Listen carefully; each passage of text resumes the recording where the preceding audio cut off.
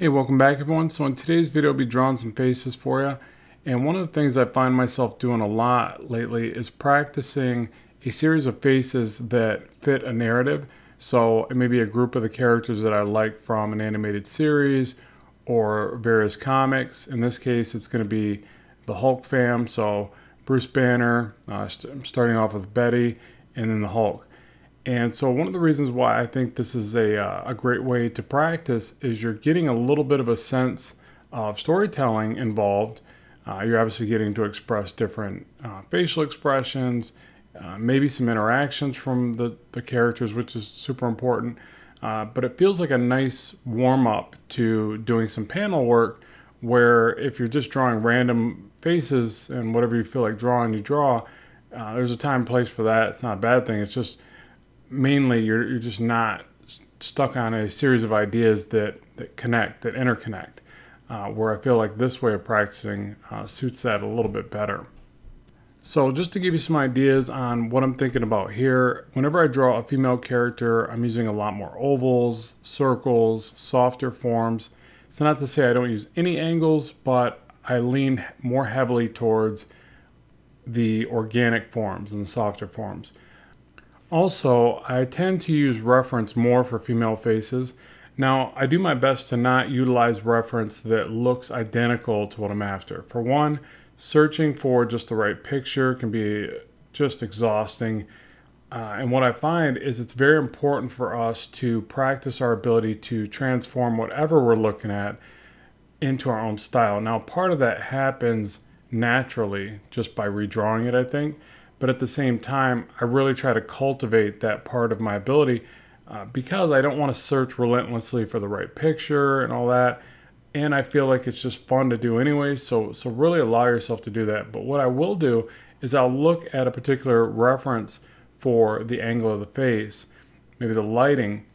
So by grabbing like one or two elements from any one source material, you're a lot more likely to, introduce your own style, because you're not so zeroed in. Like, so when you do a portrait, like zeroed in on all the details matching the portrait, right? It's a very different thought process. But if you take a piece from all these different things and push them together, then again, you're gonna kind of develop your own style in the mix of that.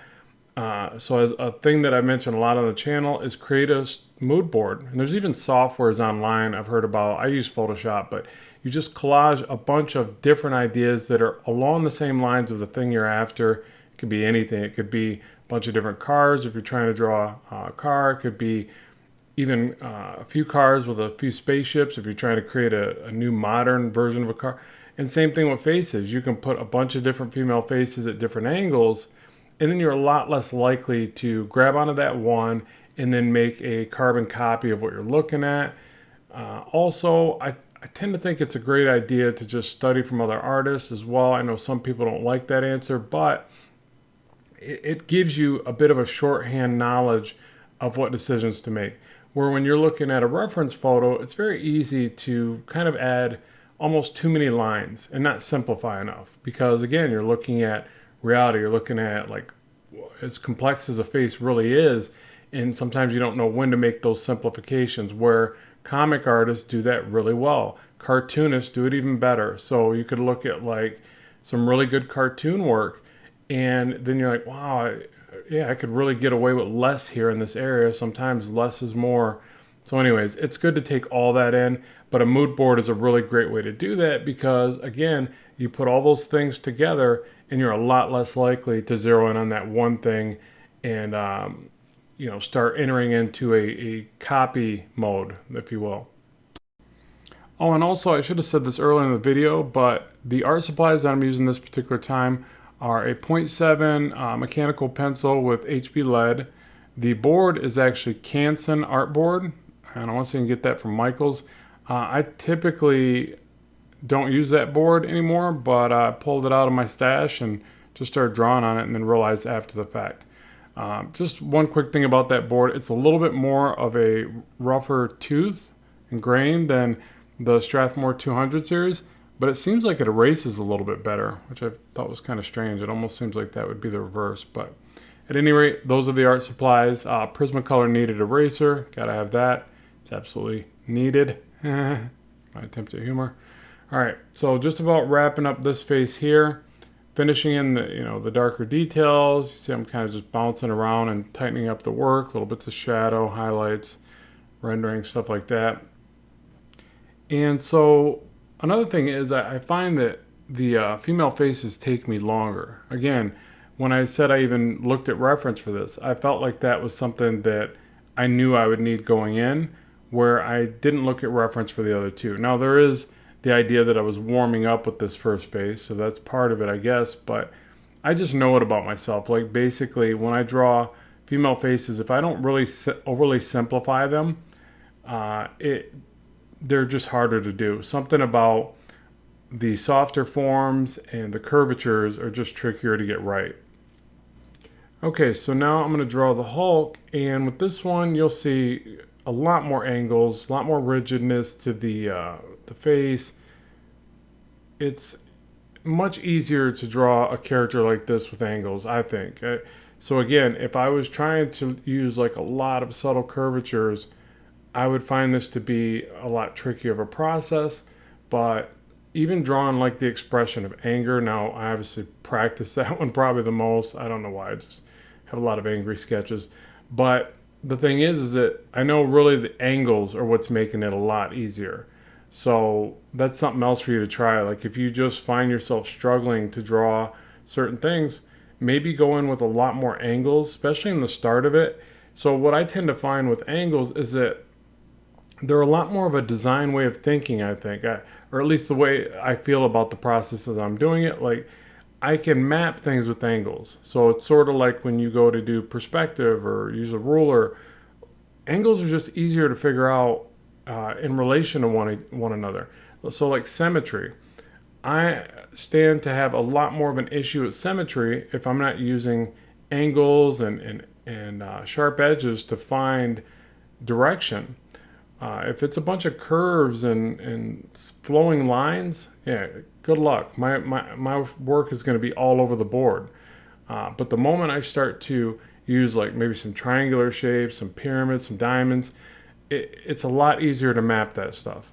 So again, if you find yourself being a little too like all over the page and having no sense of structure, or your stuff feels too soft and maybe flimsy, any of those things, just try putting in some more angles, and that should help you out. Likewise, if you're not understanding the facial structure, what do? We go back to studying the muscles of the face, the skull, all that's going to help you to get a sense of rigidness and strength and a more solid feeling to the work. So now just trying to figure out the hair. I'll struggle with this again because hair is the hardest thing on the planet to draw for this guy, which I just don't get it. Which really just tells me I need to sit down and do some hair videos for you guys, right? I'll practice and learn, and then you'll hopefully learn from my mistakes. That's really what I'm here for. I am here to teach you from my mistakes. Don't do as I do. Do as I shouldn't do and I say. I don't know how you're supposed to say that, but don't do as I do. I'll just say it like that. All right, so now soft erasing this beautiful fellow. Jumping back in here, again using the HP lead, tightening up the work. I think I end up shifting the eye, or did I already do that? I missed that. Should have kept an eye on that. All right, yeah, and I struggled with the nose. This was so weird. I'm gonna blame this on the paper. Can you do that? I'm gonna try. So I'm gonna blame it on the paper because I almost felt like I needed to have more control over the area. And on Bristol board smooth, the really smooth stuff, I don't feel that way. In fact, the other thing is I'm using a bigger lead than normal. So like a 0.7 is actually a pretty large lead. I'll use like a 0.5. So that coupled with the smoother paper, yeah, that's definitely what did it. It's not my inability to draw a nostril. That couldn't be the problem. But you see, I redrew that a few times.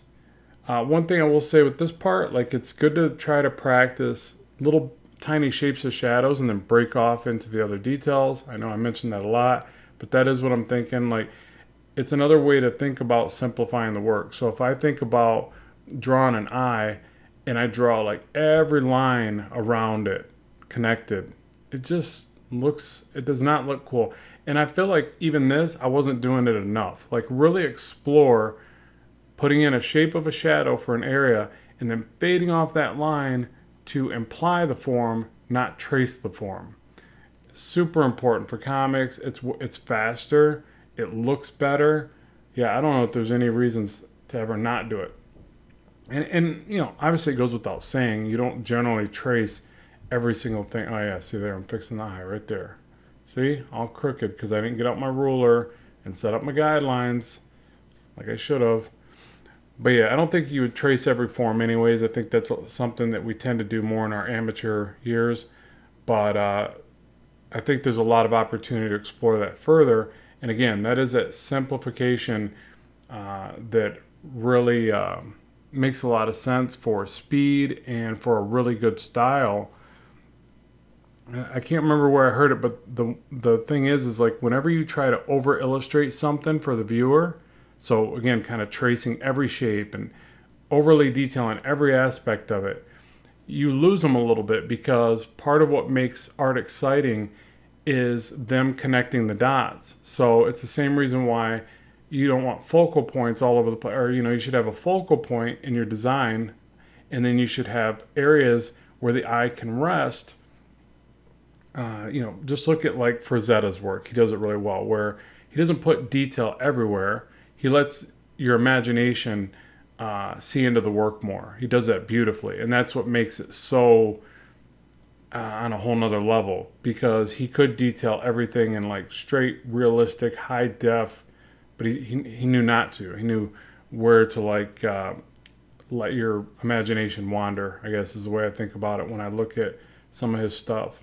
Like there'll be a foggy scene in the background with, the kind of the shape of a tree or something. And you kind of have to imagine some of that, which is super cool.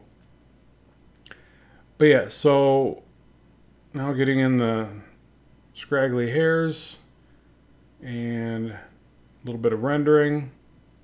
So you can see with this portion of the sketches, just a lot more angles, obviously, like I mentioned. And also, it went a lot faster. So it was a lot easier, except for the nostril there I was talking about that I couldn't draw. But yeah, it's something about like drawing a character like this where I don't need the reference, and I mean I could pull reference and it probably would have came out better. Again, I would say don't just pull one shot. As much as I love the way that Dale Keown draws Hulk, I wouldn't just look at his Hulk. I would look at like a variety of other artists together with that, and then I'm a lot more likely to get something that maybe looks like my own style or imply my own style more throughout that process, hopefully. And I gotta ask you guys a favor, like if you could really take the time to comment on any of the videos you watch and let me know what you're digging, what you're not. Give me some valuable feedback so that I can keep making this stuff better and better for you. I really want to dedicate to this channel and see it grow to that next level, but I feel like it's stagnating a bit. I'm sure a lot of it's just the way that I'm presenting you content, but it's hard for me to know, like, other than staring at analytic data, which is just mind-numbing, it's hard for me to know like what's really working and what you want to see more of. Even this video is a response to me asking a question of you guys, and you guys saying you'd like to see more traditional art and then more storytelling, so I'm working on that. That's exactly what this is to hopefully give you more insight into storytelling. So with this one, I just want to say that whenever you're trying to capture an expression, especially an expression that you're not as used to drawing, get it in early, get it in with simple shapes, but really get it in early. The reason being, whenever you add more things in the beginning stage of your work, even if lightly drawn in a design way of thinking, like a very gestural or loose or just a couple sketch lines, but they're already implying those things that you need to build upon. So in this case, obviously the structure of the head, the downward tilt, the gesture of the hand, but the expression, all those things need to be put in And again, they don't need to be in some really detailed way. In fact, I think it's better if they're not. You need to sketch, put it in loosely with basic shapes, but get it in there so that you can be more reactive as you move forward from it. Like, you need to be able to see it to envision it to that next stage. I used to put the expression in a lot later. Like, I would start refining the nose and the ears, something like that, and then I'd start to think about the expression. Or maybe, since I didn't think about it early enough in the sketch, I'm like erasing and redrawing the face a couple more times. So anyways, just, I know it's such a simple thing, but I think it might make sense to some of you. Just get that stuff in early and get it in lightly. Also, never underestimate the ability of the forgivingness of drawing lightly and then slowly working up to the idea, allowing your imagination to catch up. I think I already talked about sometimes when you're not seeing something right, you just need to slow down a little bit. I think I've mentioned that, but it really is a thing. Like, for me, and hopefully maybe for you, we're all different, but at the same time, like, sometimes you just need to slow down and look at the sketch a little longer, and obviously don't become indecisive over it. You got to make decisions and keep working through it.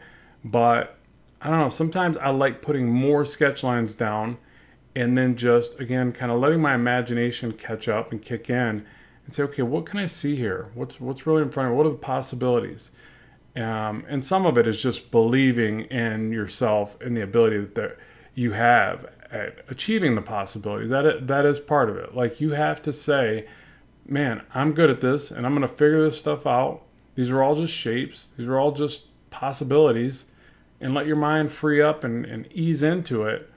Yeah, that's a whole nother ball game, but it's part of it. Like, you really do have to come at it with a that's why I always say a design way of thinking. Like, at this particular sketch, I was actually kind of happy with this one because I pulled no reference.